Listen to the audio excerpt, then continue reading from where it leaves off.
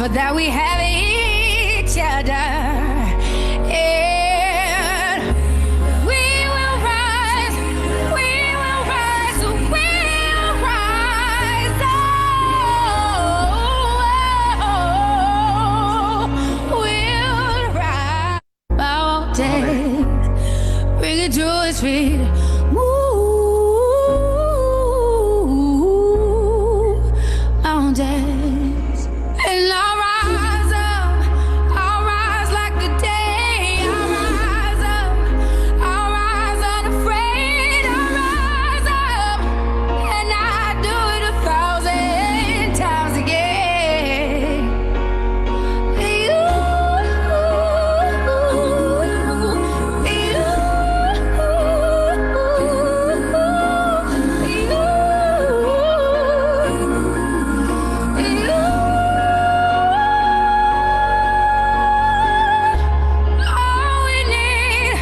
All we need is hope, and for that we have each other, and for that we have each other. And we will rise, we will rise, we'll rise. Oh, we'll rise.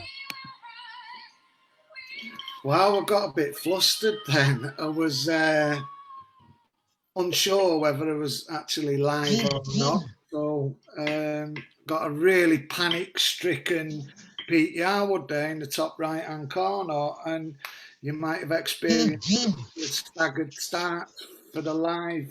Irrespective of that, welcome to the live LUF Lounge. It's here again, live and direct, coming at you on a Saturday evening. You might notice that this chair next to me is empty again. Emma's focused on doing a bit of work to ever develop herself, so she may pop down in a few minutes, she may not, and that's all right. It is what it is. We've got a top line up tonight, so enjoy it. Just enjoy the evening, enjoy the space. I'm glad to see Paula's here. I'm really looking forward to talking to you tonight, Paula. We've got Michaela, Julie and Jade, our finalists for the Red Rose Recovery's Got Talent. As ever, we've got Pastor Mick Fleming, and we've got Gareth and Gemma coming in tonight. So we've got a top lineup, and Glenn will pop in at some point to spin the wheel. So I'm doing Glenn's job when I say hit the like and the share button. Up to now, we've got 28 people watching. I reckon that number will increase if you hit the share button. I know it'll definitely increase as we start this off with a tune. So before we do any introductions or anything, let's just set the vibe on fire for Saturday night with Julie and Jade, Luke and fans. So take it away, guys.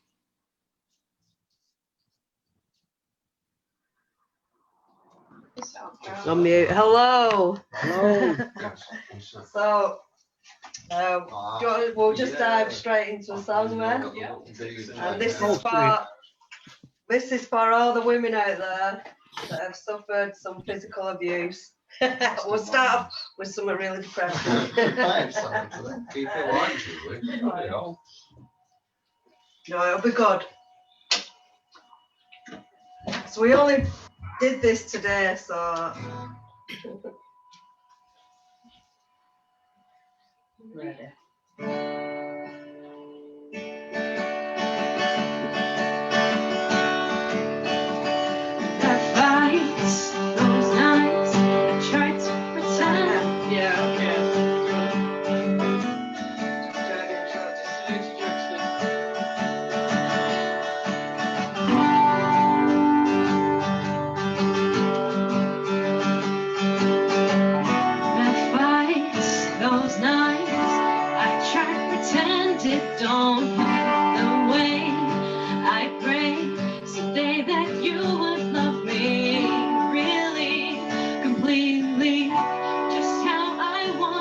to be, but no, so wrong.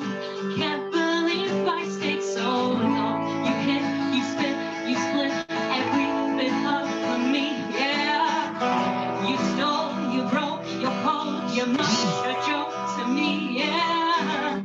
For every last bruise you gave me, but every time I sat in tears, for a million ways you hurt me, I just wanna tell you this: you broke my world, make me strong. Thank you, messed up my dreams, make me strong. Thank you, thank you, thank you, thank you. My head near death, just the way you wanted it.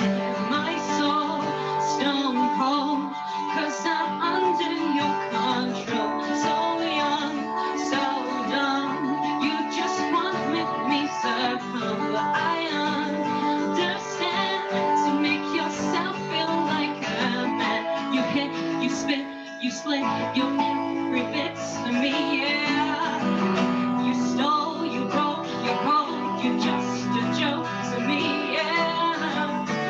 Every last bruise you gave me, but every time I sat in tears, for a million ways you hurt me, I just want to tell you this: you broke my world, make me strong. Thank you, messed up my dreams, make me strong. Thank you, thank you, thank you, thank you. You could have had it all, babe. It could have been so right. You wouldn't give you everything. On and through the night, you taught me a lesson, and those are my blessings. That won't happen again. So thank you, thank you, thank you, thank you,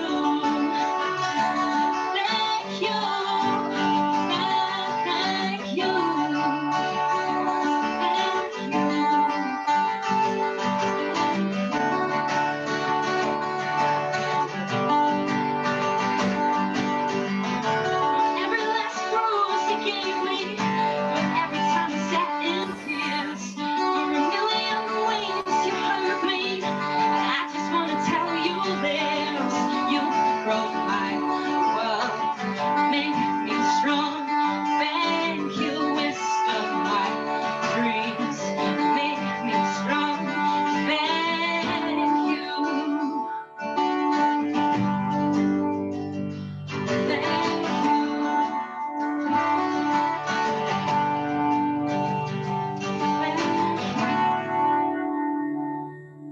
Give him a hand. How was that? Was Brilliant. it Brilliant. Wow, that was a top tune. How are you fixed for another one straight off the bat of that? You've got me taste buds tingling. Yeah, you want another? Well, we've Yeah, got a bit of a we have another one, guys. Yeah. Jupiter. So we Go got for it. Rocks of Jupiter now by train. Everyone knows this one. So this one, when I was 40, I started a band. I'm 50 now. So this was 10 years ago, and it were rubbish. The band was, but we just loved it. It was absolutely brilliant. We just had loads of fun. And this was just one of the first songs I did with the band. Poor drummer, apparently the drums are really hard to do. That's just an excuse to rubbish drummers. So here we go. I hadn't done it for a while, so we were just doing it today. These cards.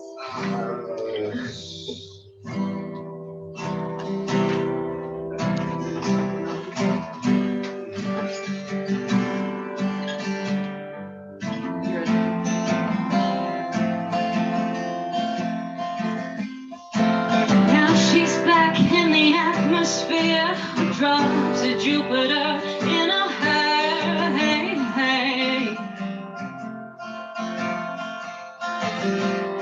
She acts like summer and walks like rain. Reminds me that there's time to change.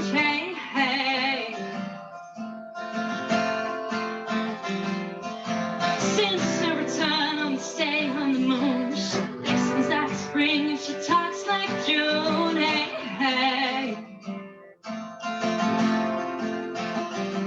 So tell me, did you sail across the sun?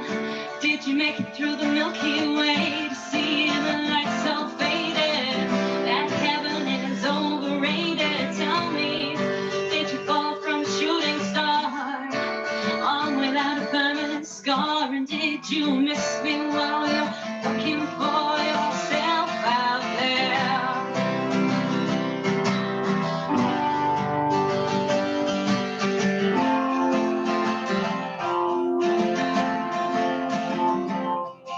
Now she's back from her soul vacation, tracing her way through the constellation.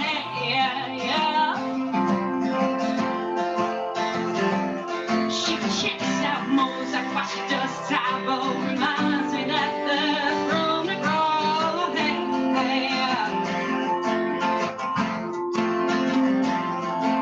Now she's back in the atmosphere. I'm afraid that she might live in the air. Plain old Jane told a story about a man who was too afraid to fly, so he never did land. Tell me, did the winds rip you off your feet? Did you finally get the chance to dance along the light of day? Get back to the Milky Way. Tell me, did Venus blow your mind?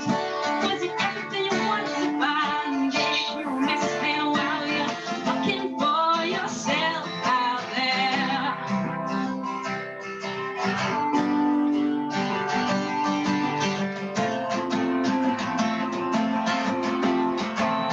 Can you imagine no love Friday? Right to keep best friend always sticking up for you. Even when you know you're wrong, can you imagine no first and street drive romance 5-by-4 conversation? Best loyalty that you ever had. Tell me, did the wind sweep you off your feet? Did you finally get the chance to dance along the light of day? Head back to the Milky Way. Tell me, did you sail across the sun? Did you make it through the Milky Way to see the light so faded that heaven is overrated? Tell me, did you fall from a shooting star, one without a permanent scar? Did you miss me while you're looking for yourself out? Na na na na na na na na na na na. Did you finally get a chance to dance along the light of day?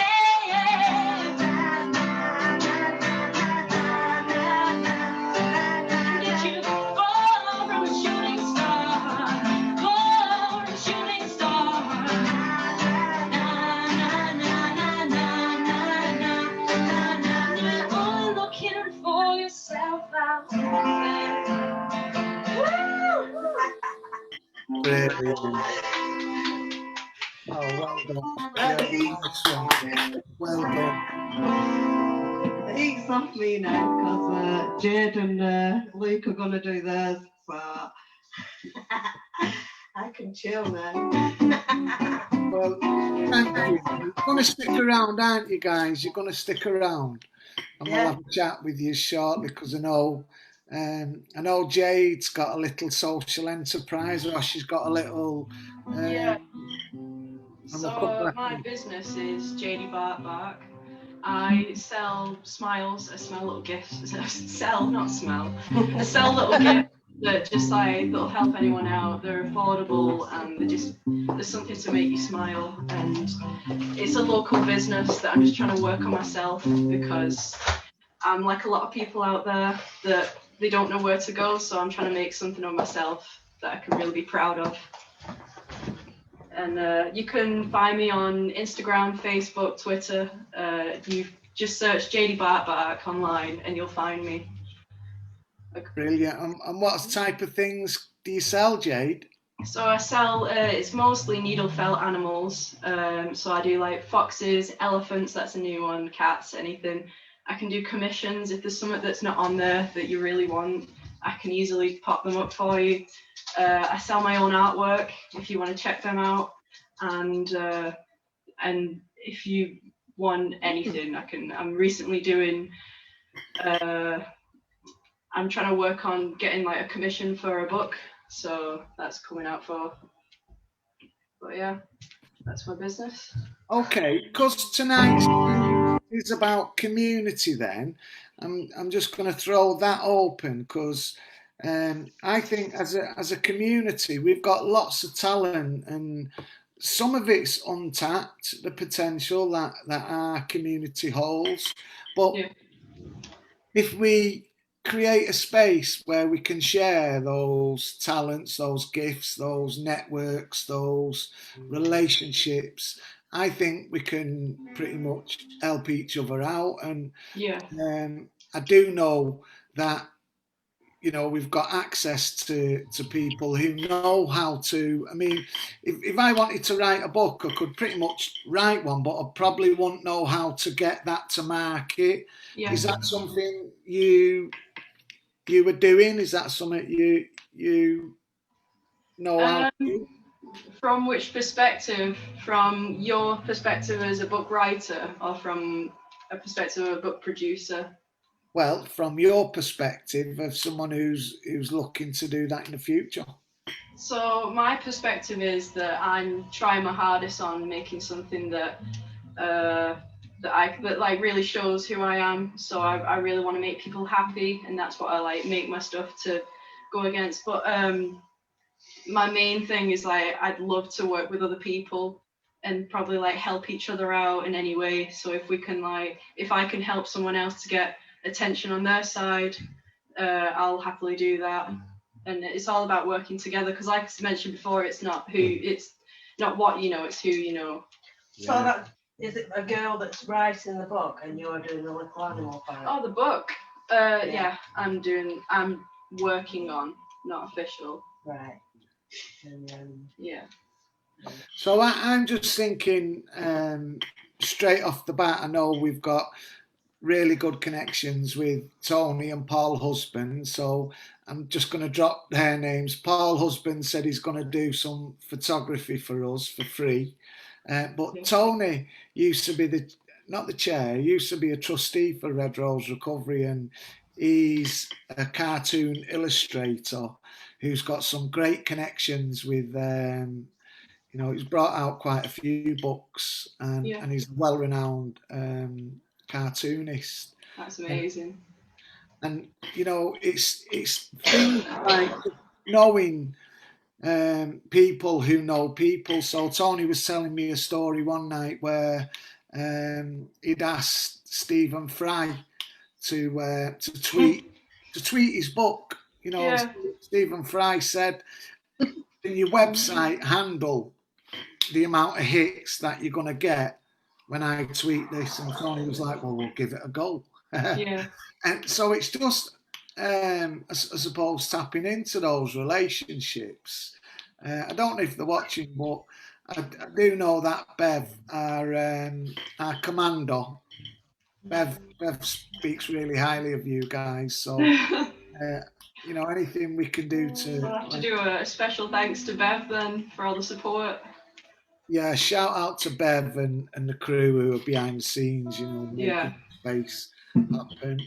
And I'm really glad you come on this bank holiday weekend to set the vibe for this evening. So stick around, guys, and input. You've got, you don't need permission. When just jump in. Okay, guys, who wants to go? Who's up first tonight? The theme's community. And I've got no agenda in front of me tonight to choose who goes first. So I'll pick on someone if someone doesn't. Michaela, let's get it out of the way. Because now you've been a bit nervous, haven't you, Michaela? Yeah, I have. But you don't It's need all new to me, this. So I know. So I'll tell you a little bit about myself. I'm a recovering addict with a mum of 5 and my grandma of 11. And I've been in and out of addiction 40 years. Mixing and dabbling and trying to get clean and thinking I can do this on my own. And my using in the end told me that I cannot do this alone. It's a we. And I took myself off and I got a community rehabilitation program. And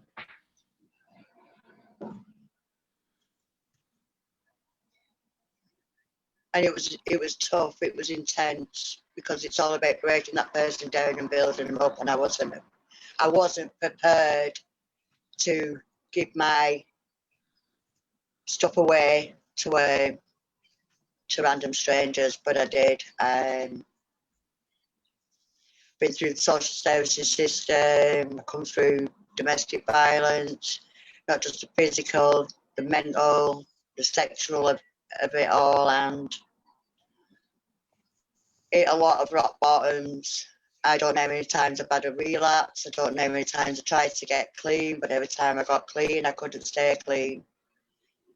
And I didn't realise at the time that every time I went out using, my using would get more progressive. It would become. It was just. It was just. Well, we know where our addiction takes us if we've been in an addiction that long. I nearly died through the extent of my using. So off I went to a rehabilitation program and I got clean, and I'm 3 years clean. I was 3 years clean on the 25th of July of last month. And I haven't looked back since. I got a volunteer job with another organisation, and because it can be a little bit manic, and I want to be all over the shop, he accused me of using, and my world crumbled. Because once I got out of rehab and started working in the community and working with people struggling in addiction, life was pretty tough. You know, they say we climb mountains, and God, gee, I'm still climbing mountains now. My father died 3 months. My father died 3 months after. My father died 4 months after, 4 weeks after me getting out of rehab, and coming to terms with that was hard. I got back onto the road. I carried on doing what you know I am good at achieving, and then I lost my grandma 3 months later. And how I held it together without reaching out for that drink, I do not know. But I went with the feelings, and you know, and I did it. I'm now recovering from a heart attack.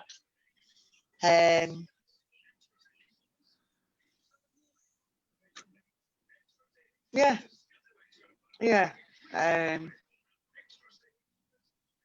I suffer with mental health, so after I come out of working for this organisation, I just stayed at home. I had nothing to get out of bed for, no, nothing. And my best friend came to visit me, seen what state I was in, and said, why do you not come and volunteer for Red Rose? And I said, I was a little bit unsure. And since then, my life is, I wouldn't say it's massively better, because I've still got a lot to achieve. I've still got a long way to go, but yeah, my life is better. And so off I went to see Emma Daggers, and she said to me, I can see something in you. I can see something in you. And she took me on as a volunteer. I've been with Red Rose nearly 12 months and now I lead, or I was leading, two groups of my own. I was doing a families group in Fleetwood, and then I was doing a breakfast forum in St Anne's, which I still lead. And I love it. I love it. I'm in lockdown at the moment, and no sooner as I knew I was getting home, bang, Rochdale gets locked down again.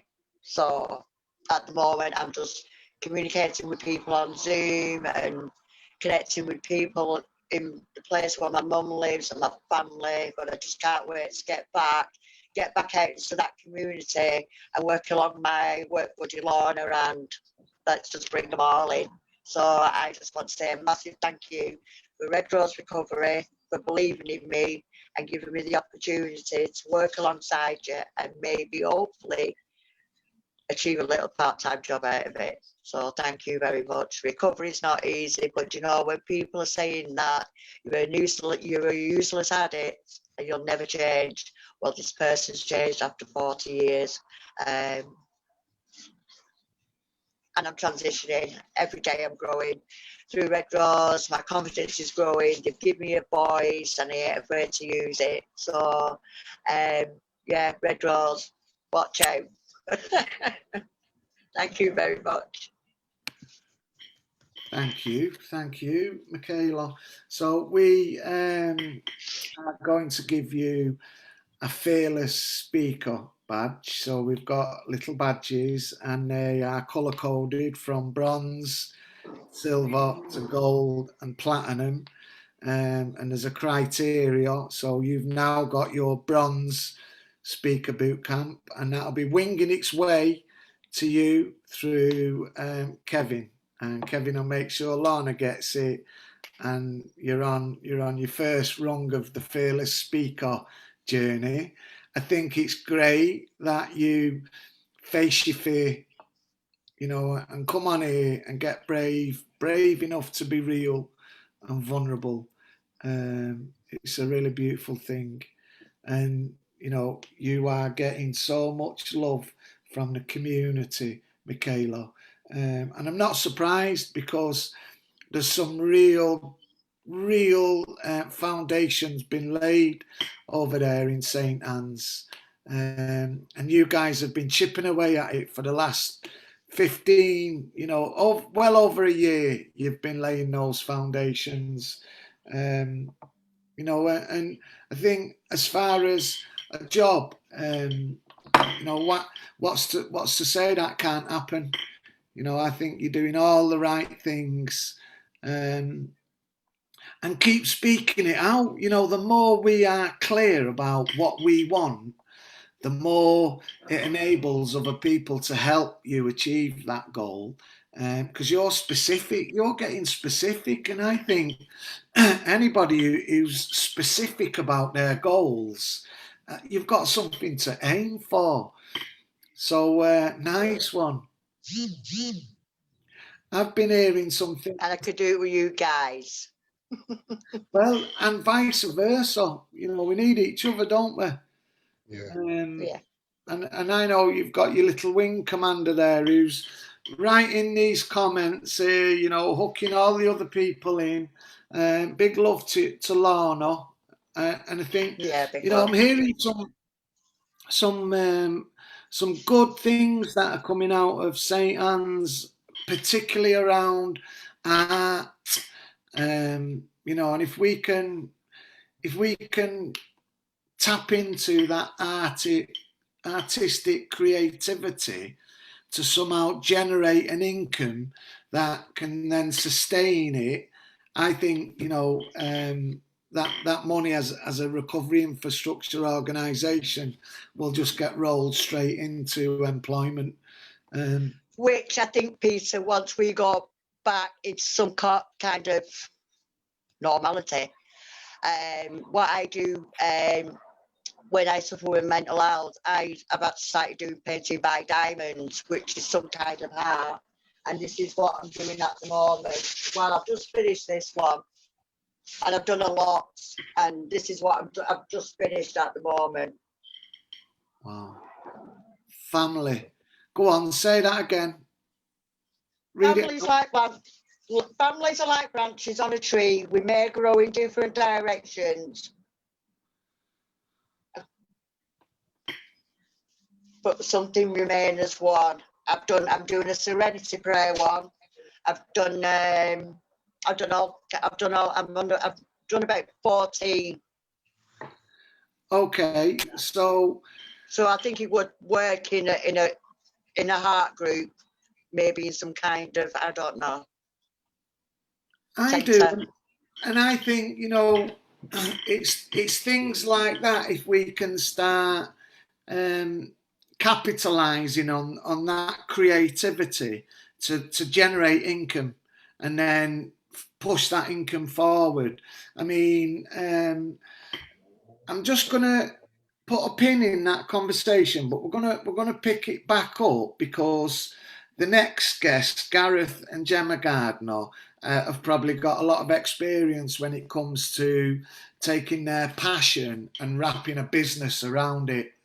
So, Gemma, Gareth, welcome to the live LUF Lounge. You are not strangers to us. You're part of the family. So thanks for coming back. Give us an update, guys. Tell us how life's treating you. Well, I'm going to be an absolute sort of little tinker here. I'm loving life. I'm absolutely loving it. I don't do negativity in the slightest. You guys know exactly what I'm like. There's negativity. It's gone out the window. Simple as. All right, it's as simple as that. And when life gets you down, hey, you know what? Bring it on. Let's get on with it. Simple as, you know. So I left Red Rose. What? It's not been too long. Maybe March this year. After 18 months with you. Loved the experience. Helped me massively transition from the military to this stage where now Gemma very kindly asked me to come over and run Chefs County Northwest.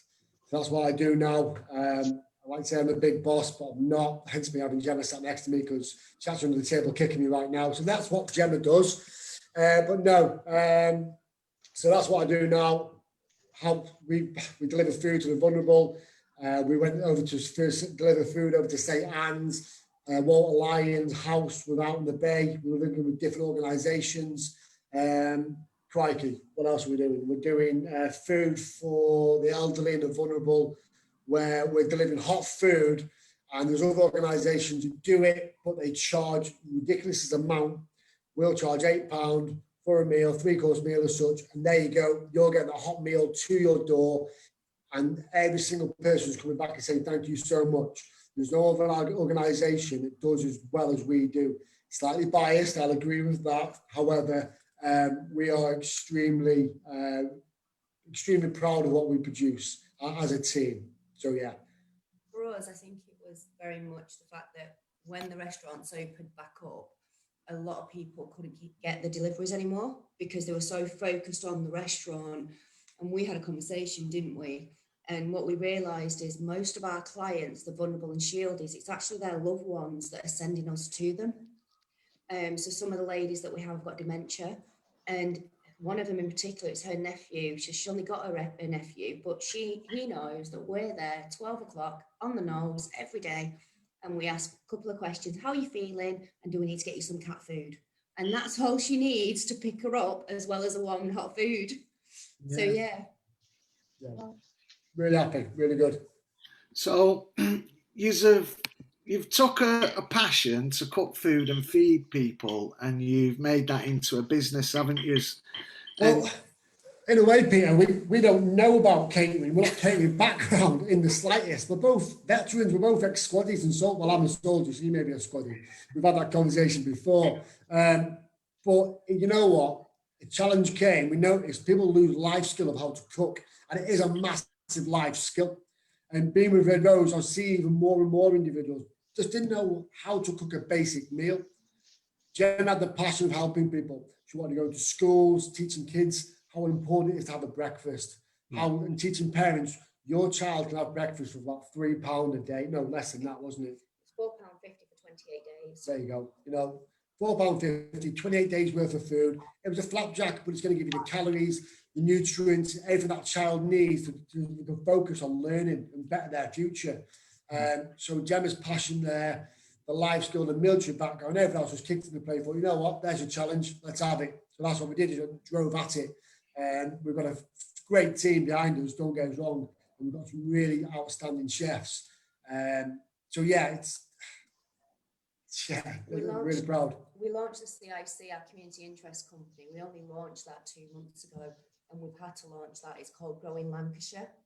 So the reason we've launched it is so we can get food to those that can't afford the £8 a day. That way so we put a percentage of our profit straight into the community interest company, especially during COVID, and we'll donate our services. And that's what we're doing moving forward. We've just employed a level 5 trainer in chefing, and he's going to be going as soon as COVID's over, back into the schools, back into the community, working with the local food banks to show people how they can use them food from the food banks, because people tend to take the tins, not the fresh produce, because they don't know how to cook it. Yeah. It will last longer as well. You know, everyone knows well where fresh produce maybe 3-4 days, bearing in mind how long it's been given to you before that, so maybe a day or two. That tin, you get 6, maybe 12 months out of it, you know what I mean? So they're always going to go for, and like Gemma said, the easy options. I can crack that open, straight in the microwave, cooked.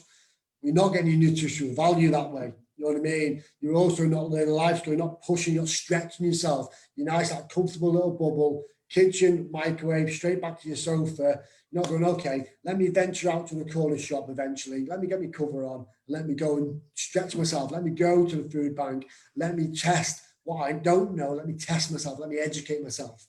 You know what I mean? So it's vitally important, especially with Growing Lancashire and the people we have work with us.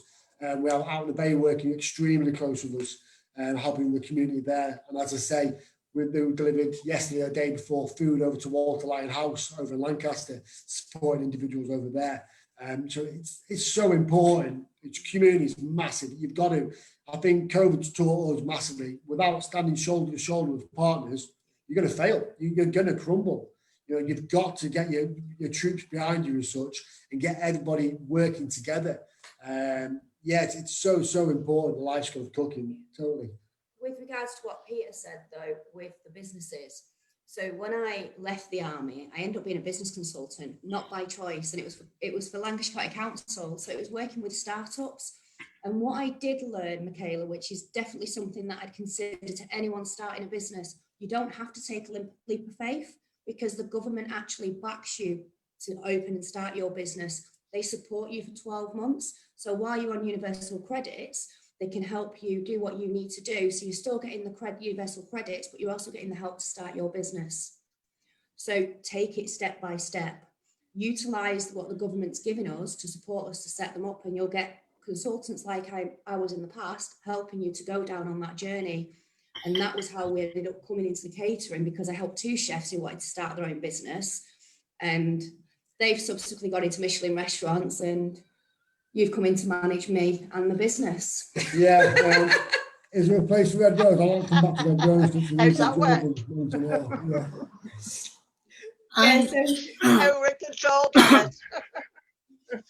You know, it's quite an important topic, though. I mean, Emma's on this 180 exercise where she's doing workouts all the time, and I'm kind of watching and learning that it's not just about the exercise, it's about what we put into our bodies.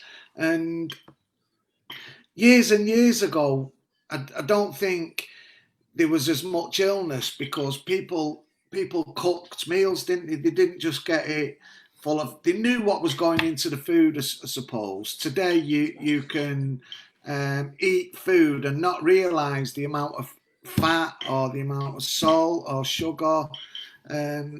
So you're putting fuel into your body that potentially could be, you know, kicking off all kinds of chemical reactions in your brain. It's as well, Peter, if you think, anyway, when I grew up, you sat around as a family, you interact with each other. Gemma just said then, you sat as a family. People don't do it these days. You'll sit, have your meal in your lap, you'll shoot out, you know what I mean? I know growing up in our house, you sat there, nothing was on in the background, you talked your mental health, you were talking to each other, how's your day been, you seen the whites of his eyes. That doesn't happen anymore either. So yeah, exercise is vitally important. Crikey, I was a physical training instructor for 18 years, you know, so I understand the importance of exercise. Exercise aside, your mental health is so much more important than physical health. You know, the mind breaks before the body every single time. How does food affect your mood, or does it? Oh, crikey, Peter, I could sit here all day, right? So, did I tell you I was ex-army? Did I mention that? Anyway, right? So when I was in the army, Yeah. I did my degree in sports science, yeah? Army paid it all off, so fantastic. However, so you'll have a natural level and your working level, it's a straight line. So you imagine a straight line, right? You have a thing called a peak and a trough. Everyone knows what peak and a trough is. There's your straight line, your peak and your trough. What you want is a wavy line, yeah? You want your nice little snacks or 3 square meals a day, depending on your body. As soon as you wake up, your body's craving carbohydrates. That's why it's cereals, it's toast. It's something to kick you back up and go, right, off we go. Not your coffees, not your sugar drinks, not your cocoa pops, all the stuff that's full of junk and horrible stuff the body does not want. It wants all the nutrients. Because if you have a natural line like that, if you stick sugar in you, it's going to peak and you're going to trough really, really quickly. And you're going to stay in that line really low. Before you know it, it takes a long time to pick back up for you to feel like, I'm happy again, my body's happy again, I don't feel lethargic, I'm ready to go again. If you have your fruits, your nuts, get your healthy food inside you. As I say, I'm trying to keep it simple, not trying to go into too much depth here. And if you can just nibble throughout the day on the good stuff, before you know it, your mental well-being, your skin's better, you're feeling better, you're better about yourself, your trousers aren't so tight, your shirt's fitting in the right areas. Ladies are more comfortable, more body conscious, their mental well-being's better. There's so much goes into what you eat, exactly what you say, Peter. This day and age, even males are body conscious. They don't want to go to a swimming pool. You'll see a lot these days in trunks and a t-shirt on because they don't feel comfortable being half naked. They want to have that cover on just as a disguise, so to keep their mental well-being. It's vitally important. What you eat, you're like a car.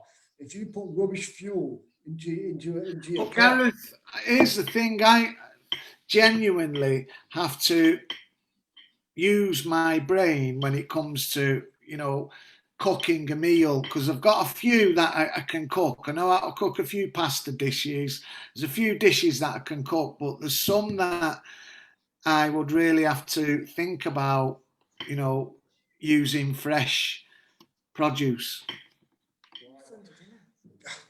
All you got to do, Pete, it's dead easy, okay? Just, I mean, Emma knows this full well, so you've got somebody sat in your household, luckily, who knows this, what we're saying. Look at colourful foods. They're called rainbow foods for a reason, okay? So different nutrients, so on and so forth. Look at your peppers. Look at, just experiment, try different things. All your veggies, you can eat raw. It's only your meats that you shy away from, your proteins and such.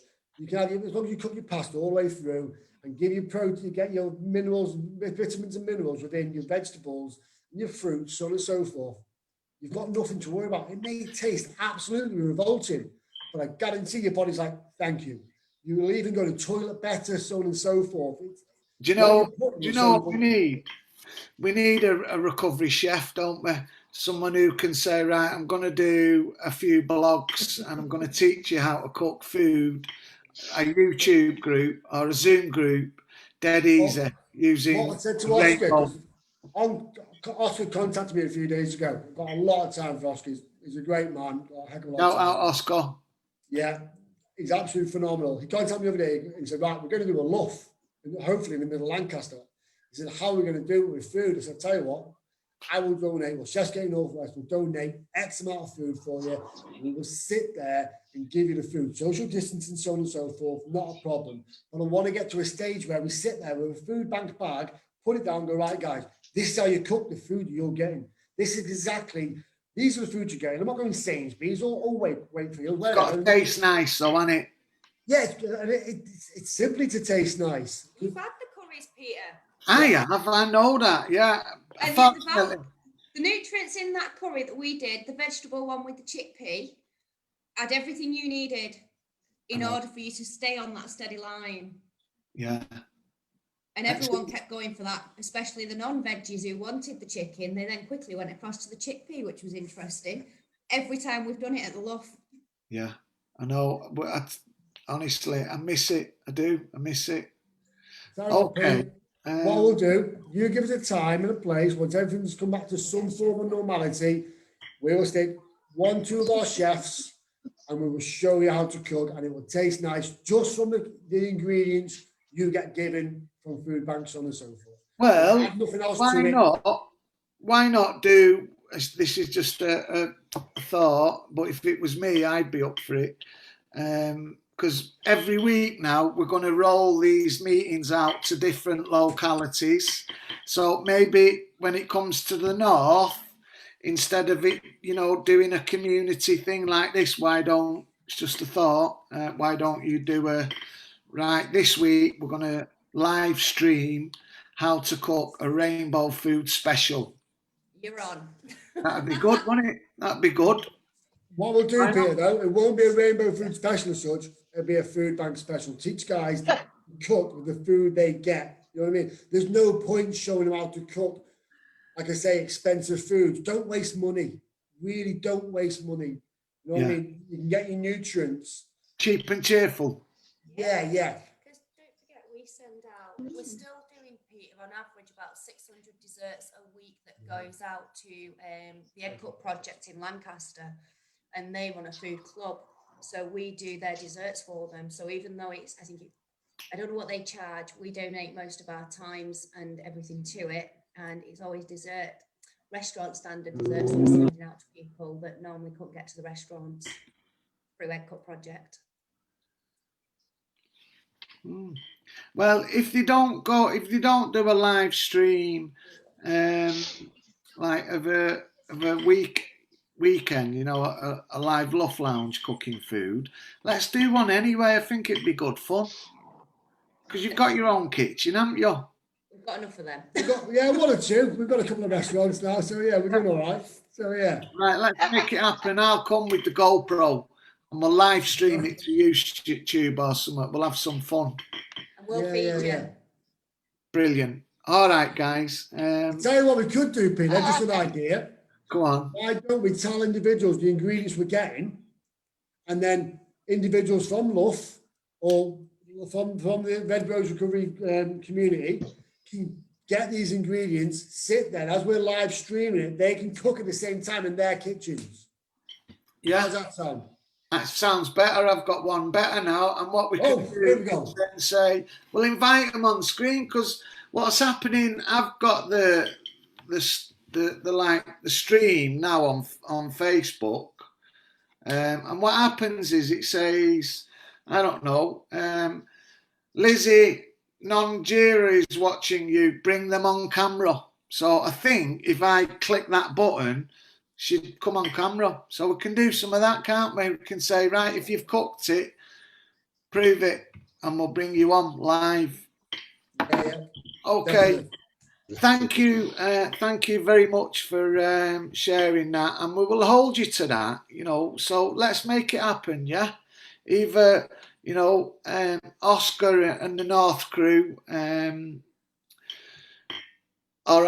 me and Emma, I'll come up. Yeah, let's do it. Let's make it happen. Okay, Mick, are you going to give us a word for the week? Then we'll. I will. Yeah, I will, Pete. Yeah. Okay. So thank you. I just kind of thinking about community, and I heard somebody talking this week.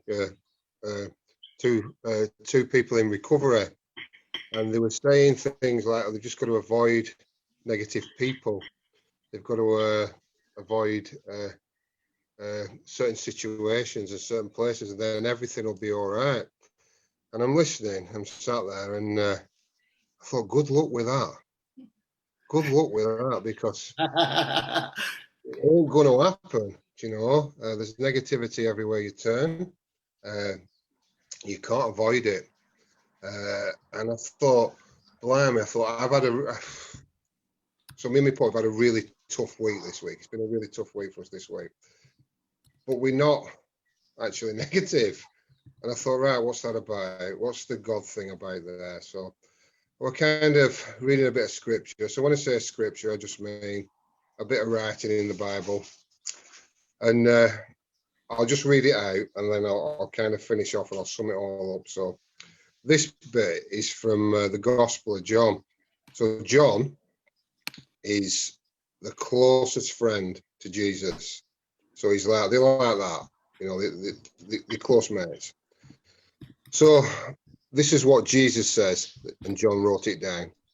So it's from John 16. It says, a time is coming, and in fact has come, when you will be scattered, each to your own home. You will leave me all alone. Yet I'm not alone, for my Father is with me. I have told you these things so that in me you may have peace. In this life and in this world, you will have troubles, but be of good cheer. I have overcome the world. So this kind of teaching that Jesus is talking about is saying, you're going to have trouble. The first part of it, Jesus is about to be arrested and crucified. And all his friends have run, they've scattered, they're full of fear. The fear has consumed them and they've disappeared. They've done one. They're all over the place. But Jesus doesn't run. He stays and he goes through it. So if you don't go through the pain of life, you don't come out the other side. If you go around trying to avoid life, you miss it. And I thought kind of any community that doesn't share its pain is not a community. A community should be able to share the pain, because that is what real love is. So if your community is going, all we've got to do is think positive and we will be all right. All we've got to do is buy a few self-help books and read them and we'll be all right. Well, you're fucked, said the vicar. We need to share our pain. So Jesus doesn't run. Jesus stays and shares his pain, because that pain is the love, and that love is what sets people free. So any community that's devoid of pain and suffering is only half a community. It's a lie. It's how you share what you've got. So for us this week, the old lass won't mind me saying, so Sarah's got, so my fiance, so she's got cancer, and it's a lot more serious than what we thought. So that's a painful situation. That's something. So if I tell her, right, all you need to do, love, just think negative, and here's a self-help book, I think she'd stick it down my throat or somewhere else, right? But together, we share that pain, and we love each other, and we come through it together. And that's the teaching for today. Real community is sharing the pain and coming through it together. You can't think positive all the time. Every situation throws something new up. You're going to have to face life. But be of good cheer and of good heart, for I have overcome the world. The words of Jesus, not the words of Pastor Meg, the words of Jesus. And that is what community should be. And that's the word of the week. And thanks very much, Pete, for having me on.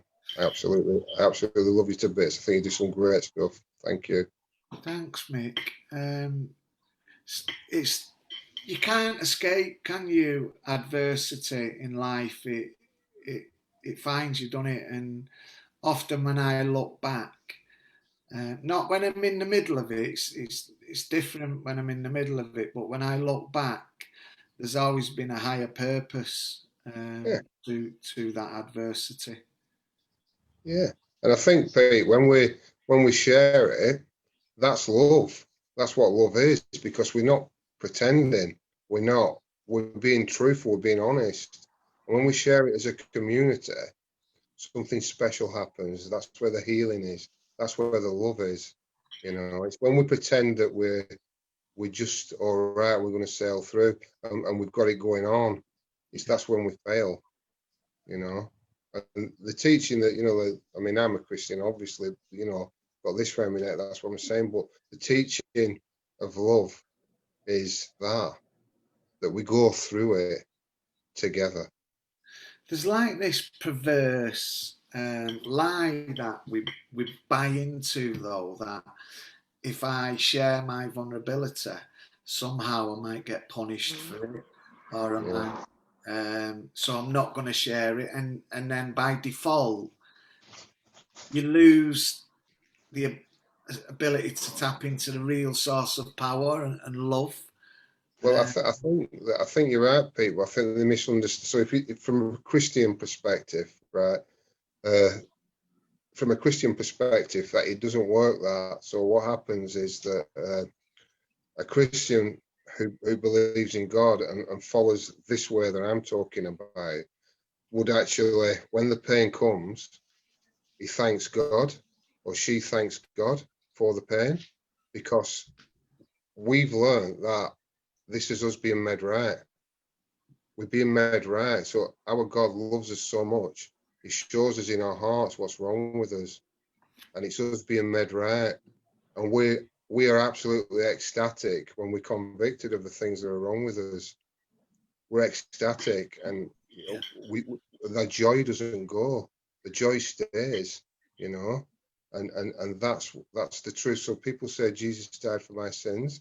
He died on the cross, and most people, I guess, would say, I don't know what you're talking about. How could that be? But for us, and our understanding, being spirit-filled means that's when I've got a thought, I've got something that's wrong, or my heart starts to feel a bit bitter and twisted. Yeah. I don't start to close down, and I don't start to apologise, and I get this joy. I get this deep joy inside me, because I know God loves me, and He wants to take away the sin that's in me, and that's what Jesus dying on the cross means for somebody like me. I'm sure there's other ways, but I haven't found any, and I've tried many to get freedom for myself. And so it's the word, I think, is about sharing your pain and not keeping it, and there's a joy in it. If you understand it for the way I've just said it, there's a massive joy in it, and therefore there is no negativity. So you don't need to seek anything. You just need to seek God. Well, the community's going ape. There's loads of things coming in, and love arts and forms, and Glenn's saying like and share it so other people can have a piece of this. And it's really interesting that do you know the synergy here, because we're gonna have another tune off Jay, but after that we're gonna come to Paula, and Paula and I was talking about pain and trauma, and how, you know, we tend to run away from it. We don't tend to sit in it and sit through it and work through it and listen to what, you know, listen to what God's telling you, or what the answers to your problem are. So stick around for this one, Mick. I think you'll enjoy. See, that scripture, Pete, that scripture really quickly, the first bit is Jesus saying, you're all going to run off because the pain's coming. But I'm not running, I'm staying. That's my example. And that's what that scripture says. Yeah. And he's saying, I'm going to sit in this for you, and everybody else is going to run. It's exactly what you just said is what that scripture is. So, yeah, thank you. Powerful stuff. Okay. Jade, are you guys gonna give us a song, and then we'll come over to Paula Harriet? We'll do our Yeah, but it's the song. burger, and it's Oh, like what? Okay, Yeah. Cool. Take it away, guys. got a soppy love song coming up. This is just a little something that for anyone that loves someone so much that they might not think that they're quite worth it, but they are. You ready? Talking about you. They talk about me. Oh. Could be both of us. Right into Is it on? Should be. Yeah. You ready? What loud enough, yeah. Yeah.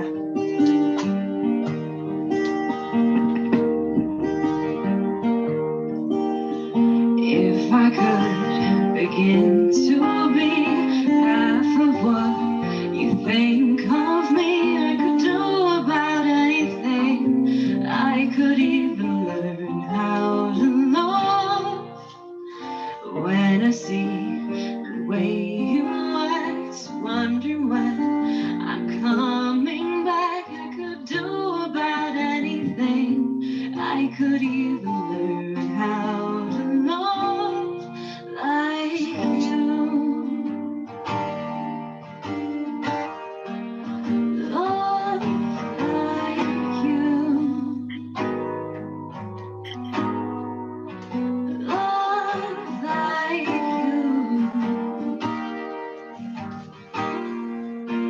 Love like you. I always thought I might be bad. Now I'm sure that it's true, 'cause I think you're so good, and I'm nothing like you. Look at you go, I just adore you. I wish that I knew things you think I'm so special.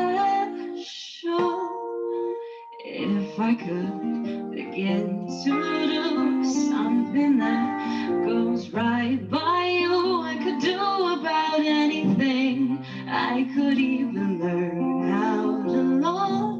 When I see the way you look, shaken by how long it took, I could do about anything. I could even learn how to love like you.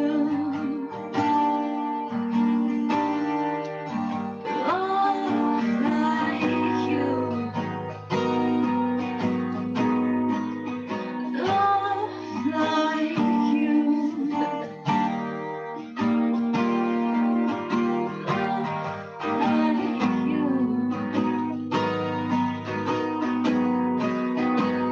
I always thought I might be bad. Now I'm sure that it's true, 'cause I think you're so good, and I'm nothing like you.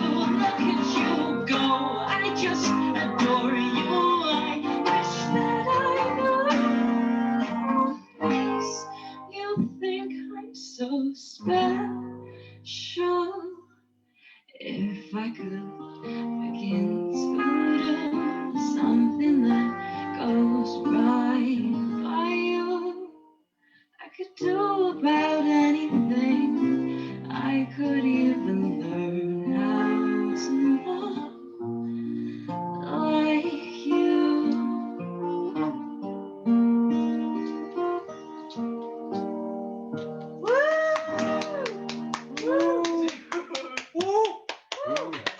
Me cheering up now, we're all crying. I've seen Boo Hearns. Thank you. Yeah, for you're gonna do listening. your other one. Another one. Yeah, that new shoes. Have we got time for another one? Go for it. What? Go for it. Go Go for for it. it, Go he for said. it. Okay. This is upbeat, and this will get everyone on the toes. And it's New Shoes by Paolo Nutini.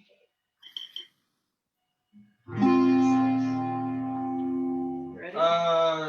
Yeah, sure.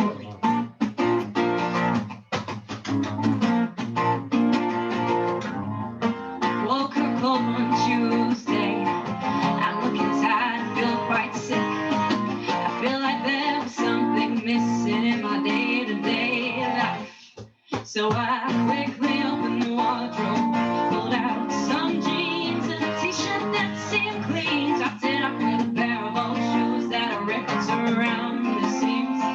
And I thought these new shoes don't suit me. Hey, I got some new shoes on, and suddenly everything's right. I say, hey, I got some new shoes on, and everybody's smiling. It's so inviting. Short on money, but long on time. And slowly strolling through the sweet sunshine. I'm running late, but I need no excuse to wearing my brand new shoes. Woke up late one Thursday. I'm looking tired, I couldn't find a second. Something's missing as I focused on the time. And I made my way to the kitchen. And I had to stop from the shock of what I found. A room full of all my friends that are dancing round and round. And I thought these new shoes don't show me.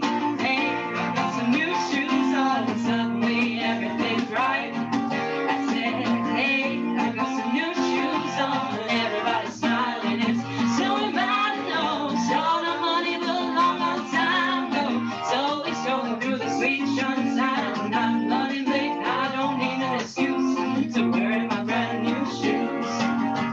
Take me a lunch through these streets where bright lights of angels meet. Stone to stone, take me home. I'm walking through the break of dawn. Take me one through these streets where bright lights and angels meet. Stone to stone, they take me home. I'm walking till the break of dawn. Yeah. Hey, I got some new shoes on, suddenly everything's right. I said, hey, I got some new shoes on, everybody's smiling. It's so inviting, no, short on money, but long on time. No, slowly strolling through the sweet sunshine. I'm running late, I don't need an excuse.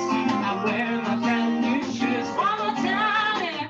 So I got some new shoes on, suddenly everything's right. I said, hey, I got some new shoes on, and everybody's smiling. It's so inviting, yeah, short on money, but long on time. Yeah.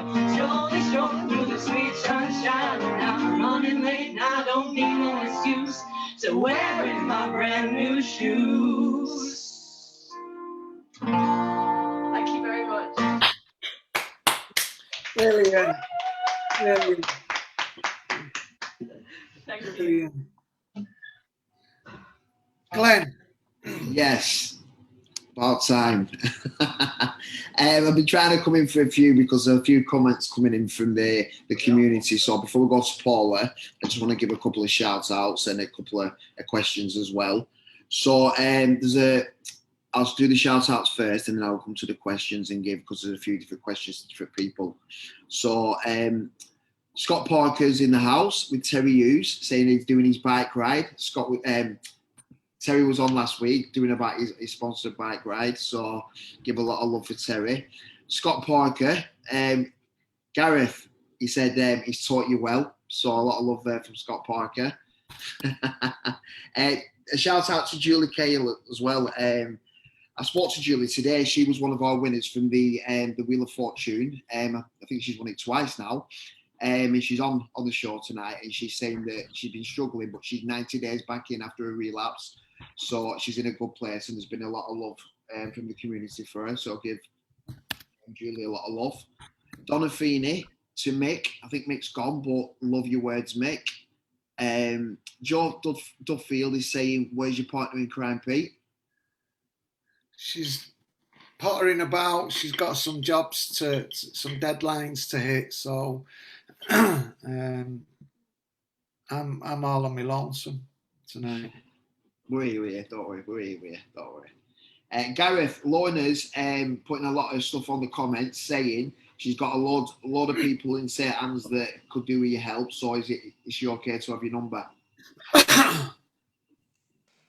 Ask her to go through Oscar. Yeah. Ask Oscar to contact me that way. Yeah, we'll help in some shape or form, definitely. You know, I'm right, my boundaries, guys. I'm so sorry. I'm still quite staunch. But definitely, you know, I'll never say no. There's always a way around everything. So yeah, give us a shout. All right, no problem. Yeah, that's it. Back to you, Pete. Brilliant. Okay.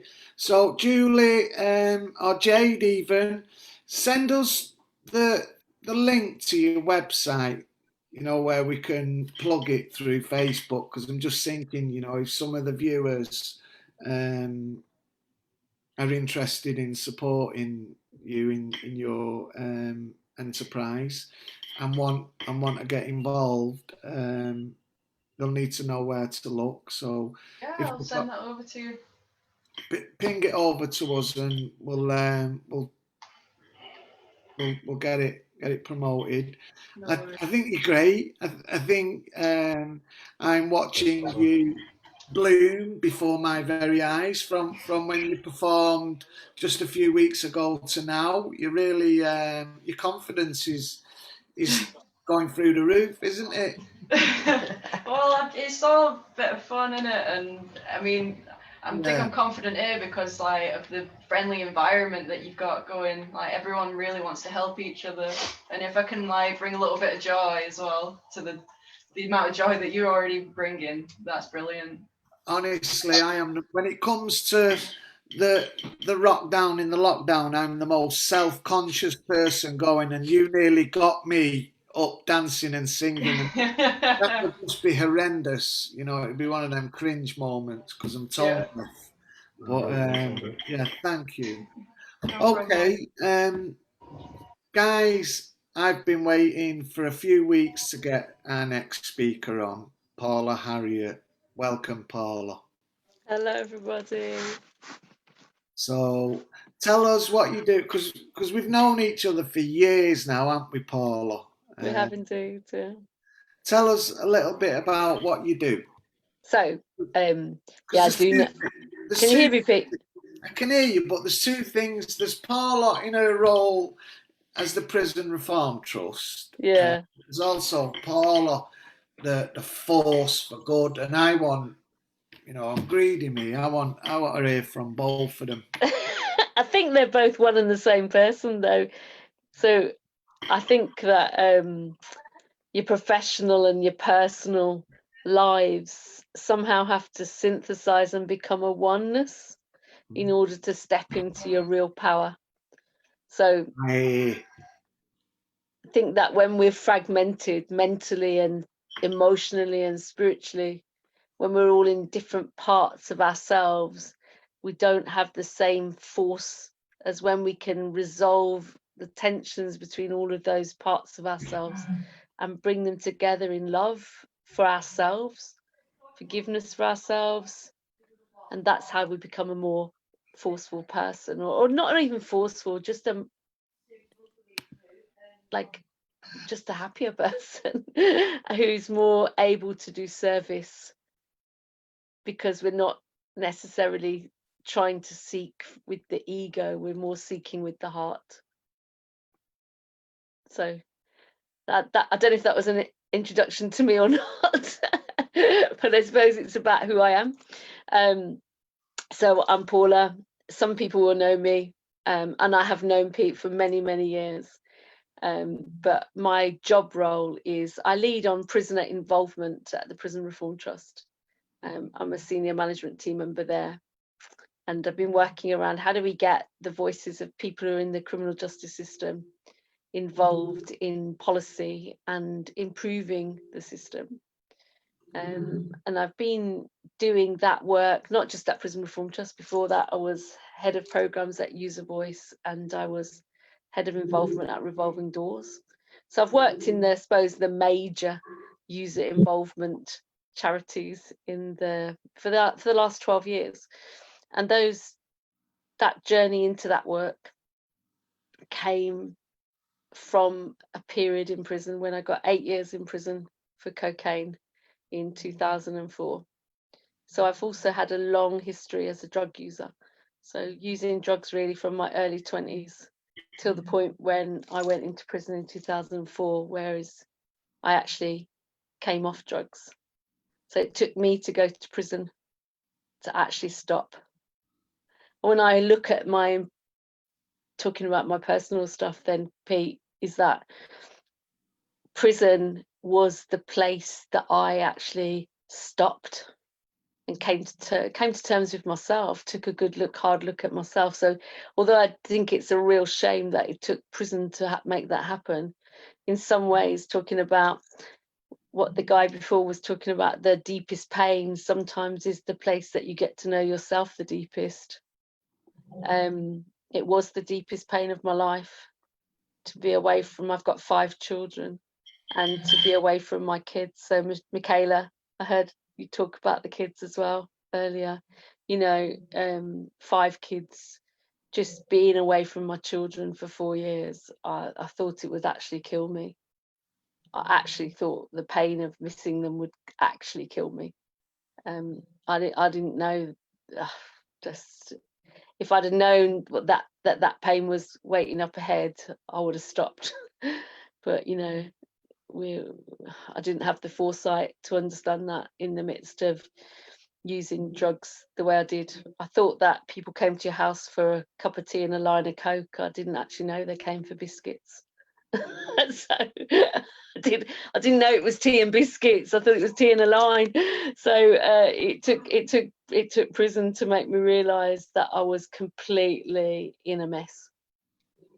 So prison was the place that I sort of started to think about my life, and it sort of led me into the work that I do, because when I was in prison, I encountered the real need for kindness.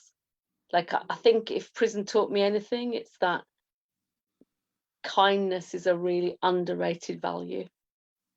So I've sat here on this Zoom today and I've listened to the kindness and the love in the room, and I understand the meaning of that.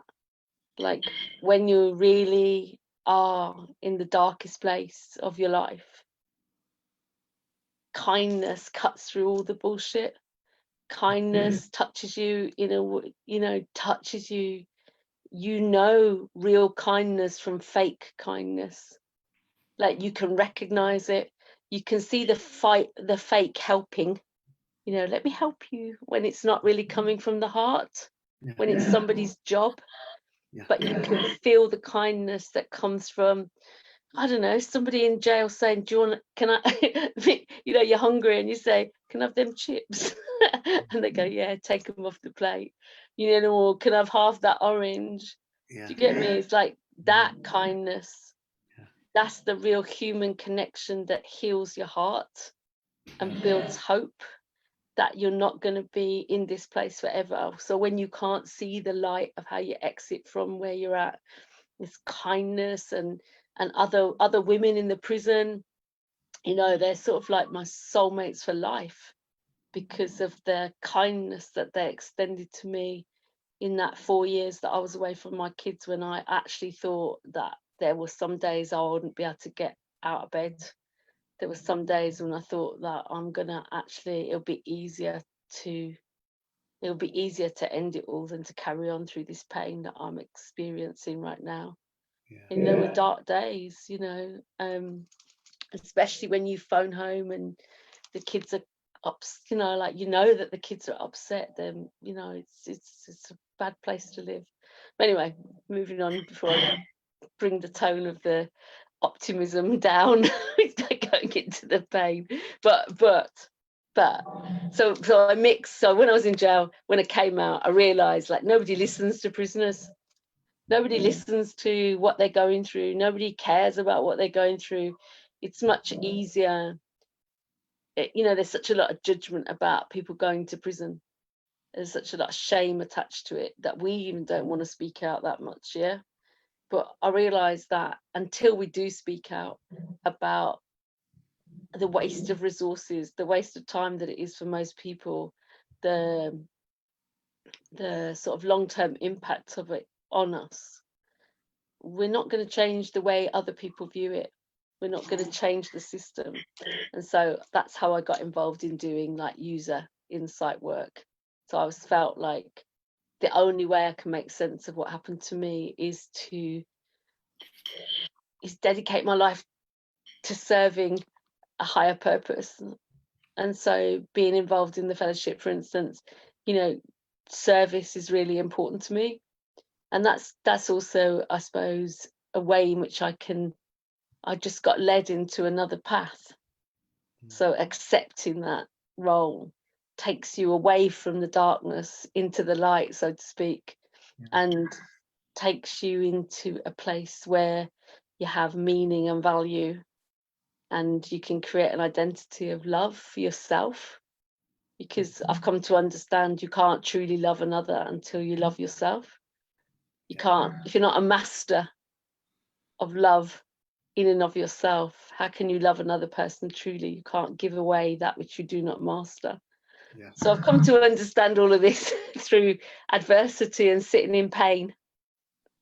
And the reason I'm here today, that Pete asked me to come today, was I flopped it for a few weeks. But the reason I flopped it for the last few weeks is that even though I haven't used drugs since 2004, I had a really, really dreadful month. So it caught me really by surprise that I felt I had a really deep depression come over me. And I was quite shocked because I'm quite a usually upbeat person, really positive, you know, really sort of convicted about what I'm doing.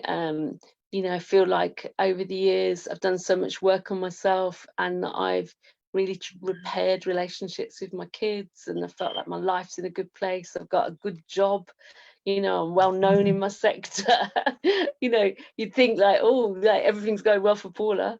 And then suddenly I felt like I hit a brick wall. And I think lockdown was part of that. Suddenly there's the busyness stops. So I do think that one of the things about my character is that sometimes you can avoid sitting in the deepest pain because you just get busy.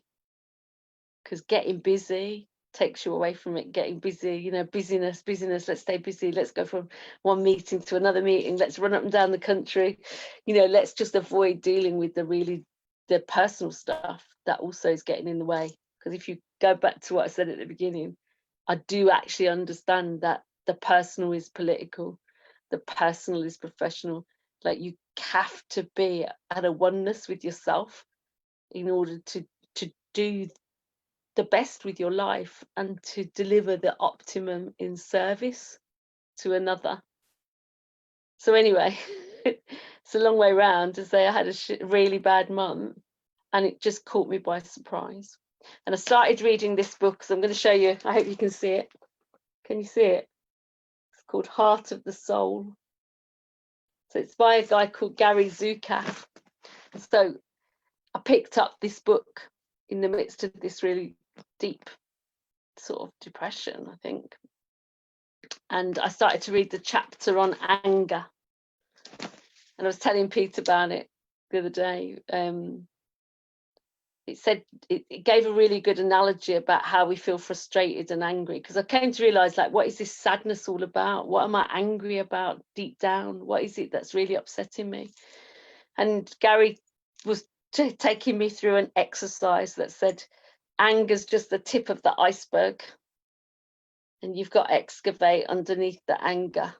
You've got to get to the fear underneath, and then you've got to go through all the layers of his fear. And he was talking about it like, he got me to think about it like an archaeologist. You know, those people, then they see a bit of pottery and then they get those little trowels and they start to dig round the bit of pottery, and then they like take it out and sieve it and see what's in the dirt, and then they put it somewhere else, and then they go down a bit deeper and they go down a bit deeper. He said, you've got to do it like that. You've got to go with your trowel, like a tiny little trowel, and you've got to like be really dedicated at understanding and excavating your fear and your anger. You've got to get to the bottom of it, because if you can't get to the bottom of it, you're going to just keep layering the dirt over the top, and it's still going to be there threatening you at any moment. And I sort of think I started to do that, and I started to really get into it, excavating and praying for help and guidance to find what is underneath this, what is troubling me, because I couldn't even work it out myself. I just knew that I wasn't feeling very good.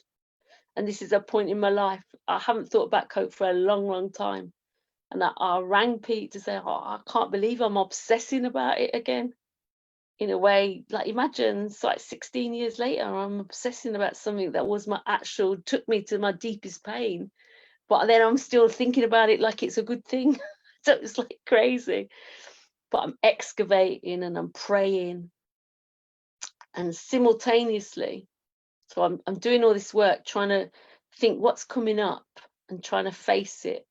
And he was saying, just like the guy, can't remember his name, is the pastor man that just was on, he just said, you cannot vacate the space. You have to sit with the pain. There's a chapter in his book says, do not vacate the space. Don't run away. When it starts to get really hard, you have to go in, and you've got to be prepared to sit with it. You've got to know that God's with you and you're going to be okay, but you've got to go there. You've got to face it, because until you face it, it's always going to be unexcavated. Yeah. And it's only you can go there. So I started to really focus in on this and pray for guidance and just think, okay, I don't even know what I'm doing really, but I've got to, I've like the intention, I need to do this because I need to fix it. And then at the same time, my friend said to me, you need massaged because your back's really tense and hard, yeah? So I went to this Russian lady, and everybody said, this Russian lady's really good, you know, but she's really hard and it's going to hurt. Yeah, so I thought, okay, it's not going to be one of those like sensual pre-sex massages. It's going to be like a really hurt. But I thought, okay, this is what I need, right? So this is just going with the guidance, right? Not even questioning it. So I went to this Russian lady, and it did really hurt.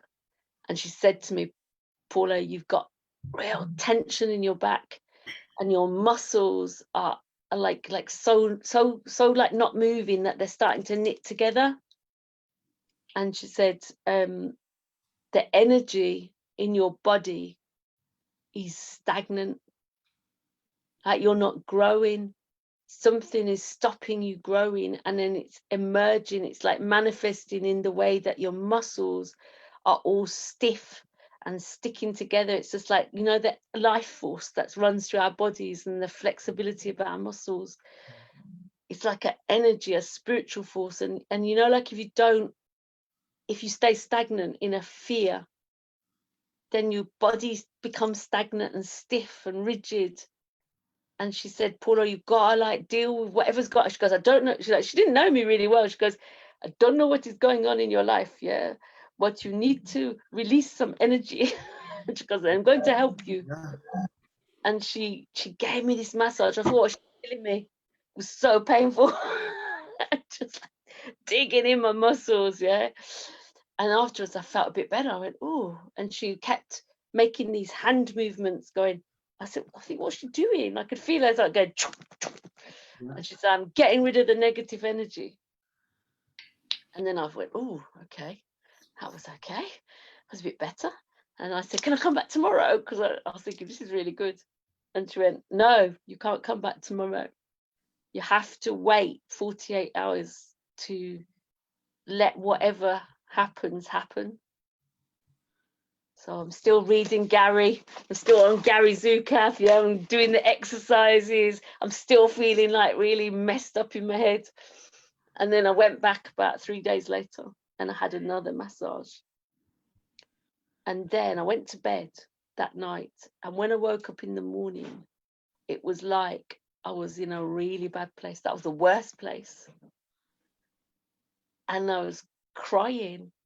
And I woke up at 5:40, I remember, and I went for a walk on my own. And I was thinking, oh, what am I doing? I feel like a crazy person. I'm on the street at 5:40 in the morning, and I'm supposed to be Paula Harriet, head of prison involvement at the Prison Reform Trust. I'm supposed to be like, you know, the beacon of recovery.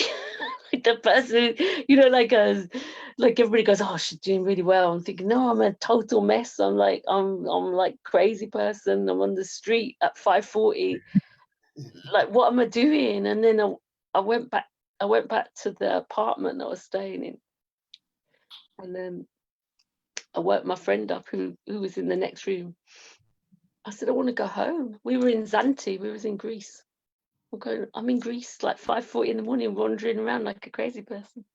I said, I want to go home, like a little child. I was crying. I don't even want to be here. And then suddenly I realized that this voice of I want to go home was the little child in me, and that these were what was really at the bottom of a lot of, you know, the excavation was like stuff that happened in my childhood.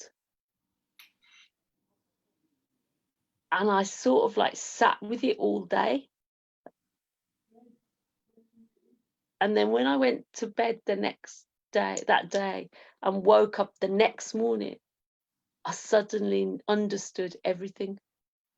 I understood how to get myself out of some really difficult relationships that I've been involved in. I knew the words to use.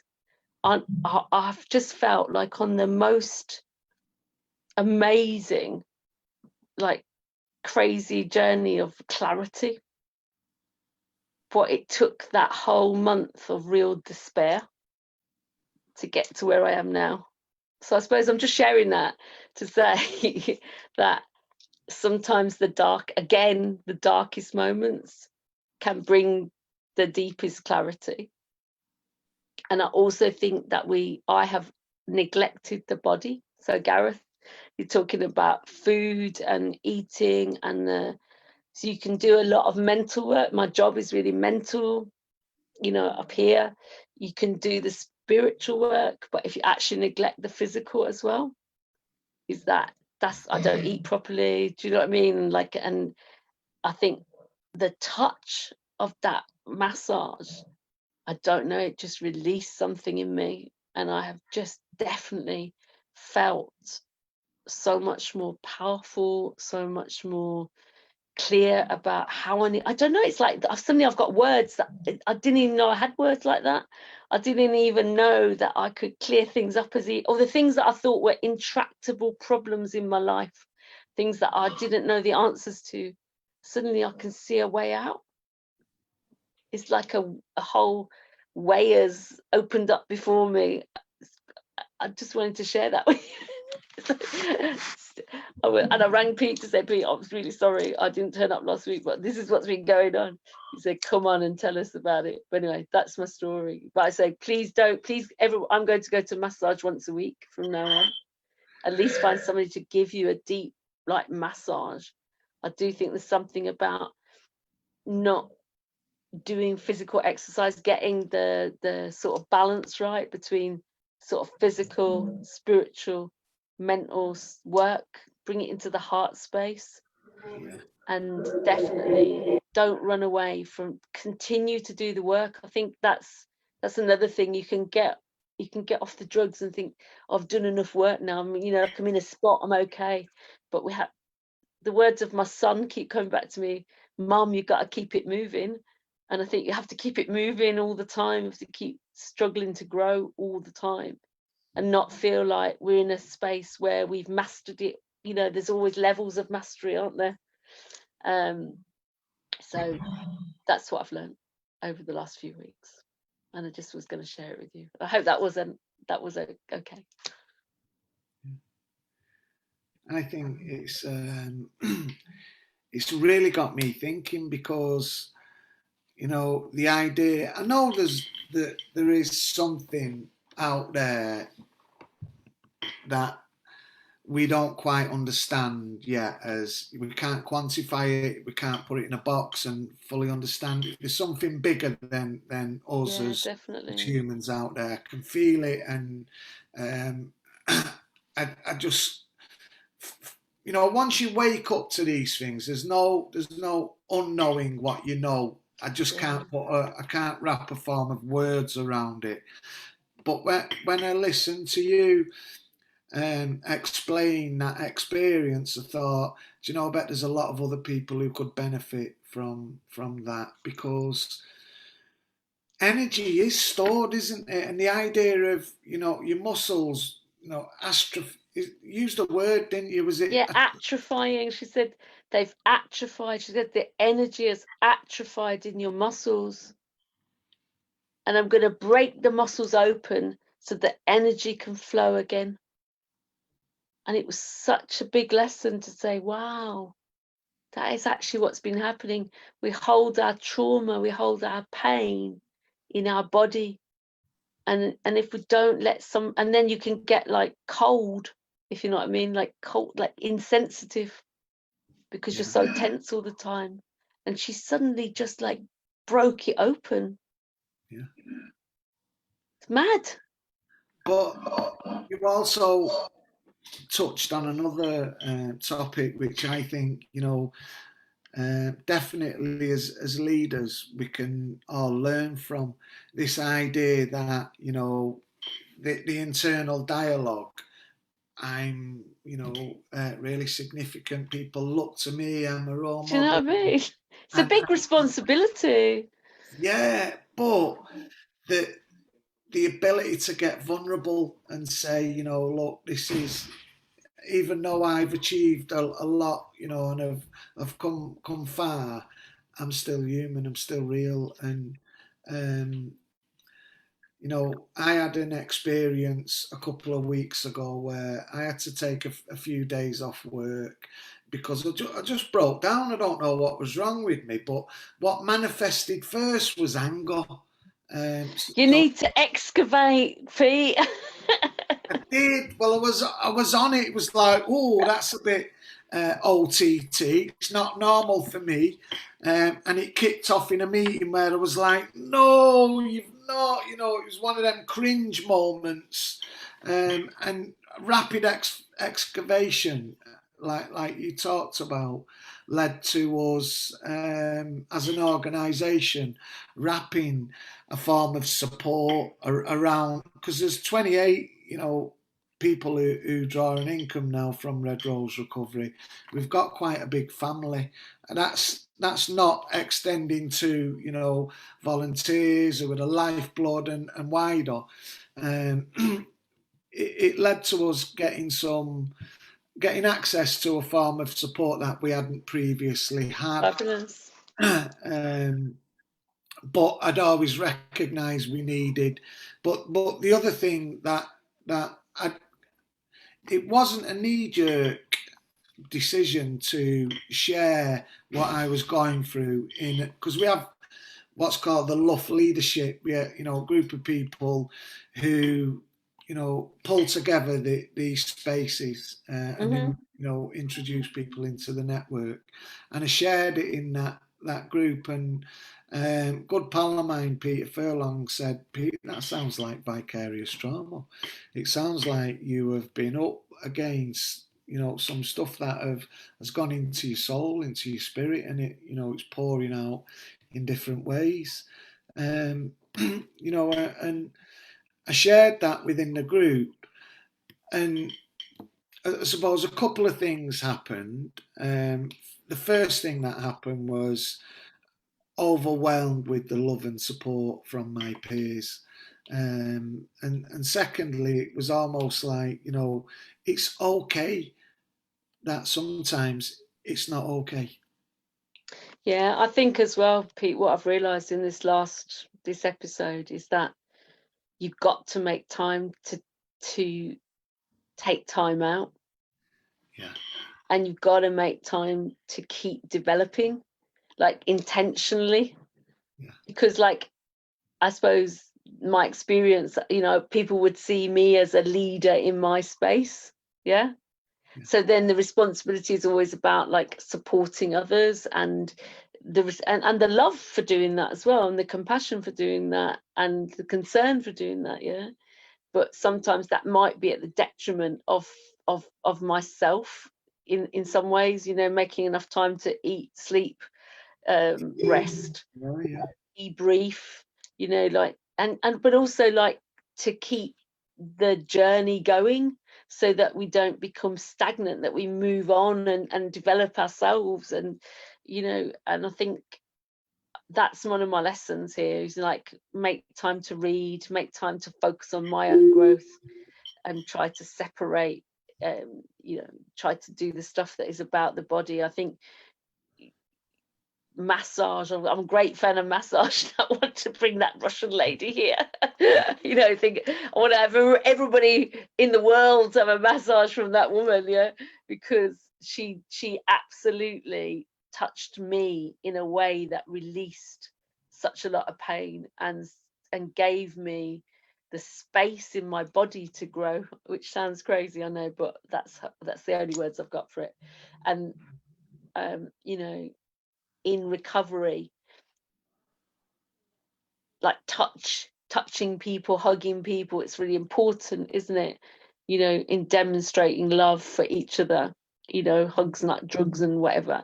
And I think that's really, like, I think we must like really focus in on creating spaces for people to release the pain that they're storing in their body from now on in as well. And maybe bringing in sort of massage therapists. I'm going to become a real fan of that. Now, I just think, you know, if anybody out there wants to give you a massage, just call me, innit? Yeah, it's like, do you know the scary thought is, it's like we've got all this pain trapped in our muscles, and somebody comes and gives us a hug, and we just go wallop, like, there, you have it, and the next thing you've like, all you wanted to do was give someone a hug, and you've took all that pain and it's transferred onto you. Yeah, maybe. But we need to. But maybe there's a bit of thinking to be done about it, about the link between trauma, pain, transferring that, storing that. Maybe there's a bit of work to be done there to think about how does it aid long-term recovery. It's interesting, and it's relevant as well. Yeah. What do you guys? And especially, I suppose, especially as well for us, for women, you know, like the ladies that sang earlier, they talked about domestic abuse and that sort of stuff, about how you hold that as women we store that in our muscle memory. So, you know, maybe there's something there as well, because I definitely have experienced a change in how I feel as a consequence of that process of the reading, the excavation, being aided by a really talented massage therapist. So something to think about at Red Rose, maybe free massage sessions. How about that? Yeah, let's write a funding bid for it. Yeah. Gareth, you're putting your hand up like you're in school. I know, Peter, you know what I'm like. So I quite envy women in the stage where women can talk, right? Men, what they'll do, I'm not old-fashioned in the slightest, I'll just look how I dress. However, right, men don't like to say they're in pain, men will just bottle up, you know what I mean? Women are really good at talking, communicating to each other. If you get ladies together, you're fantastic. That is something that men need to learn as a whole. How to communicate. It's okay, like you said earlier, Peter, you know what? It's okay to cry. It's okay not to be in a good place. That's called being human. It's absolutely fine. If people got that sort of not moral courage or such, but you've got that sense to go, hey, you know what? I'm Gareth. I'm in a really rubbish place today. That's such a great thing to be able to do. Instead of going, no, I'm fine. I'm good. No, I'm absolutely fine. There's nothing wrong with me. No, codswallop. Open up, it's making you in a bad place, because before you know it, someone will go, hey, I know what can help you, come here. Before you know it, you've all got on the same wavelength, that bad thing's nothing, it just comes arms and legs, you've talked about it, you let that pressure off yourself, bang, off you go. Your mental well-being and fitness is fine again, because you're thinking right, you're eating healthy again, off you go again, on the right path, just by talking to someone going, hey, how are you, you all right? You know, men massively need to do that. Women, you've got it boxed off. You really, really have. Men haven't, not in the slightest. You know, it's something that men need to pull the finger out and sort out in my eyes, but that's just my view as such.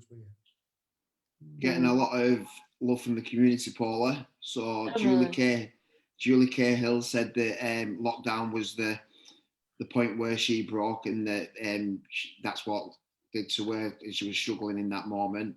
Lorna said that just one word, inspiring, and I text Pete halfway through it and just put wow, because I actually felt it when you was talking about it, and it just, for me, it's about, like you said, and I think you described it as this beacon of recovery, and that people see to you, and all I could think was self-care, and when we're not looking after ourselves, then how can we look after others? And yeah, it was inspiring.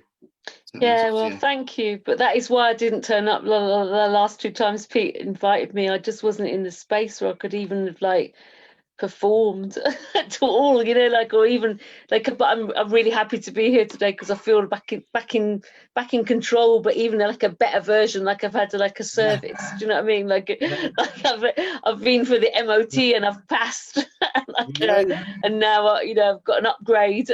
So I'm feeling in a really strong position, but I do think it comes back to you have to face the pain.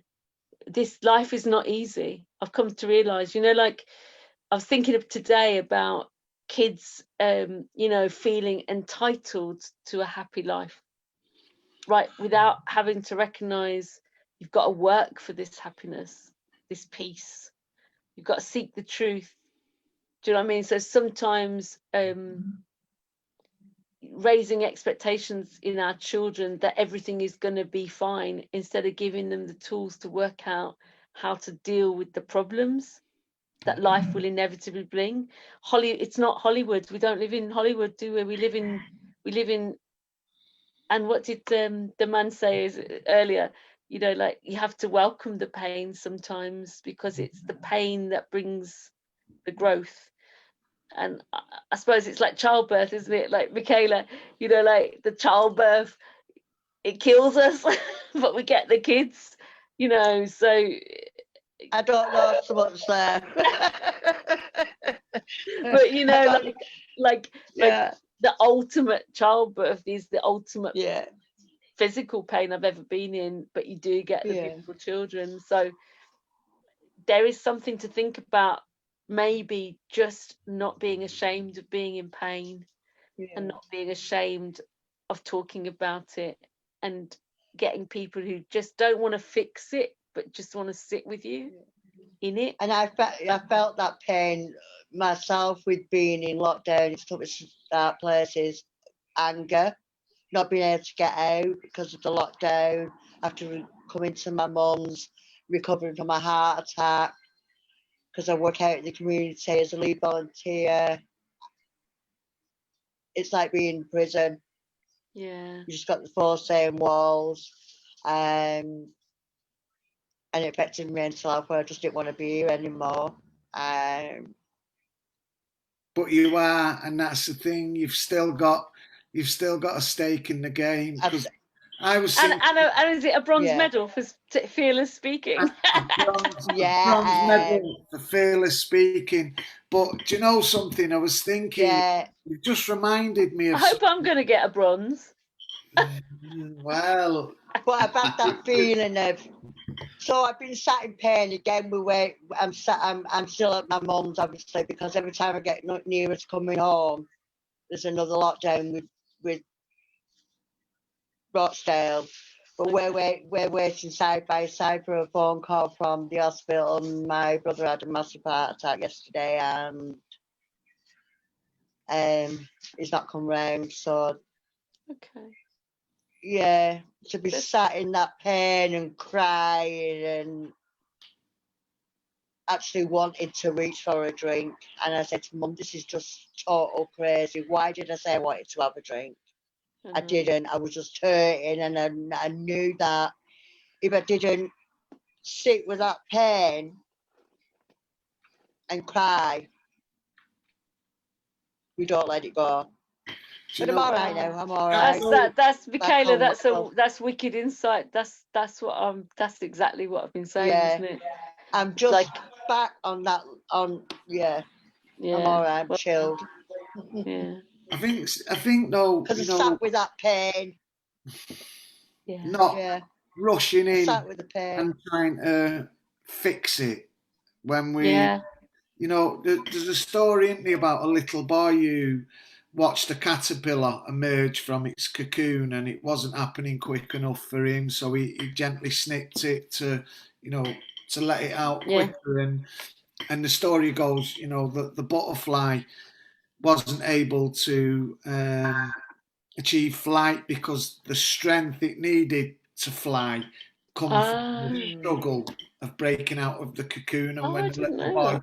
when the little boy helped it to break free, he actually robbed it of its destiny. Wow. And it reminds me of that because last week we had a speaker on who was saying she heard about Red Rose Recovery when we had our canal boat. And you know, this is how synergy works.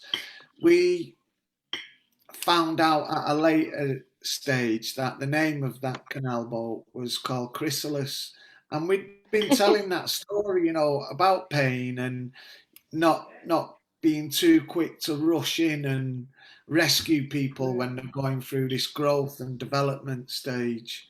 And the reason why I mention it, I suppose, because it's relevant to the conversation. It's also recognising that the guy who ran that boat isn't with us, and I suppose while you're alive, you've still got a stake in the game, haven't you? Looks like Paula's left us. Internet connections are, but she has stuck around for 2 hours. So thank you, Paula. Glenn, do you want to spin that wheel and we'll all shoot off and have our tea on a Saturday evening? Yeah, we've not had our tea. Yeah, My I'll do mother's that. starving. So I will just explain that when I spin the wheel now, that's from people that have shared it up until today from last week's. So if you like and share it this from now, it'll be drawn next week. So like and share. You've got to like and share, not just one or the other. All right. So I'll do that. Last week's winner was Julie Cahill. She received her voucher yesterday. I was speaking to her today. The week before it was Beyond Wisedale, and that's been sent. I'm just waiting for him to contact me back. So they've all been sent and done. So here goes, guys. Good luck, everyone.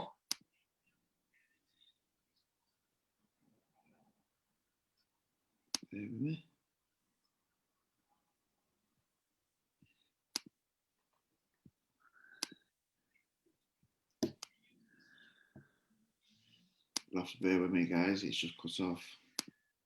Technology. Oh, it done that to me tonight when I was trying to live stream it. My head nearly fell off. I apologise. Bear with me.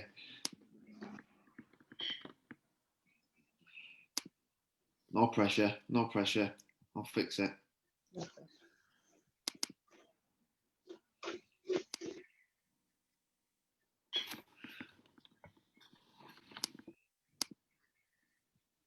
Here we go.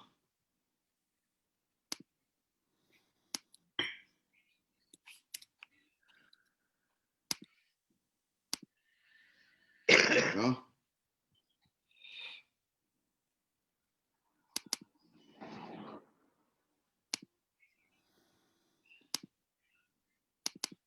You see that, guys? Sorry about that delay. Technology. Can everyone see that? Yeah. Yeah? Yeah.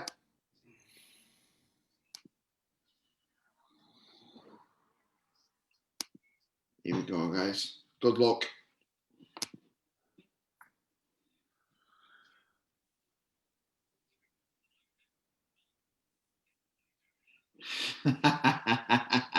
Richard Borlands. No way. Okay. Good on you, Rich. You've won 20 quid, mate. So, we all right with that? Yeah, we're good. Yeah. Yeah, that's good. That's that. Are you was you spinning that again then? I can spin it again if you want to spin it again. I don't know how Richard will feel about it, but I can do. I'm sure he'll. No, let's bless him with it, because knowing Richard, he'll want to treat someone with it. So No problem. Yeah. Hiya. Oh, you're back, Paula. Sorry, my laptop died.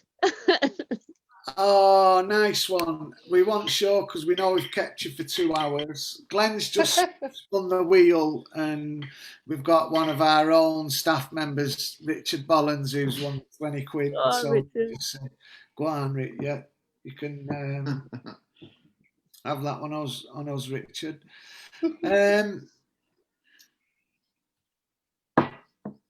more or less at the end of this evening's show. Do you know, when I look at some of it's bank holiday weekend, so, there's not going to be huge numbers of people tuning in. But I don't think it's about the numbers. I think it's been about the quality and the intimacy.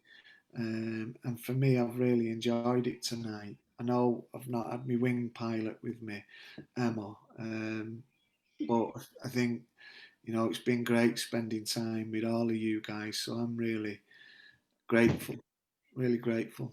And Paula, you do look like you've hit one on another level. And whatever energy you was holding on to has been released. And I suppose we have this saying, if you can get it through us, then get it to us. And we have what's called a brick fund, and it's there for all of the community, not just people in recovery, but anybody who's interested or affected by the issues we've all had first-hand experience of, trauma, addictions, stuff like that, mental health, and that brick chest, that building recovery innovation chest with £100,000 in it, it doesn't come to Red Rose Recovery, it comes through us. We say to Lancashire County Council, give it to us and, get it through us. And I think sometimes that same analogy holds up with energy, positive energy. It's not something you hold on to, it's something that you release out into the community and create a bit of a flow. And I suppose sometimes we can hold on to things thinking it's a good thing, but it can turn stagnant, can't it? Do you know, I was really mindful about a conversation I had where, a bit like positive energy, recovery capital, the more of it you spend, the more of it you get. And it's like that with positive energy. The more of it you give out, the more of it you get back in. But with money, the more of it you spend, the less of it you tend to have, don't you? Yeah. So true. So I think, by that account, you guys have spent you've spent a nice few quid tonight in terms of the energy you've released. And I just hope, that the hearts and minds and homes that we've streamed into tonight receive some of the love and kindness. And I think that's a great thing, isn't it? And going forward, we're going to mix it up a little bit. So me and Emma have run these weekly Saturday evenings for 24, 25 weeks now. And the guys in the leadership are now saying, right, we'll take it forward. So from next week, Glenn and his crew are saying, right, we're first off the mark. And then, we'll revolve it round the rest of the leadership. And, the idea behind it is not so much that me and Emma step down, but the other guys step up. Because it's dead important, we build more leaders. And some, you know, like tonight, Michaela, you was a bit nervous. I know you was, because the amount of people who was supporting you, and they fed it into me, you know, that you're facing your fear. And that's how you build your confidence. That's how you grow and develop, by facing that fear. And I think, you know, going forward, my hope and aspiration is that we have lots more leaders who one day, like Paula, get an opportunity to really make a difference, because there's policies and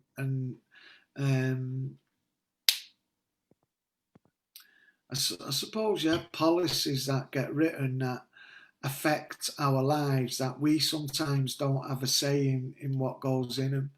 And the more leaders we grow and you know, set free, then the hope is they climb up to those senior levels, when then discussions take place and influence them strategies and policies.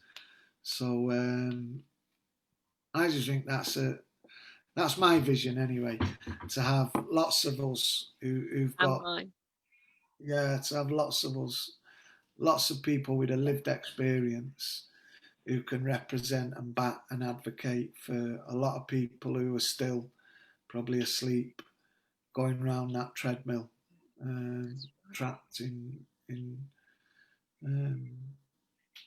a world of pain. Yeah. I'm going to leave it there. So that's what I achieved today. It's over to you, Michaela, Gareth, Paula. Any last words before we sign off? Yeah, I just want to say thanks for inviting us. Loved it. In a strange way, missed it. Ask me how. But yeah, you know what? Thank you so much.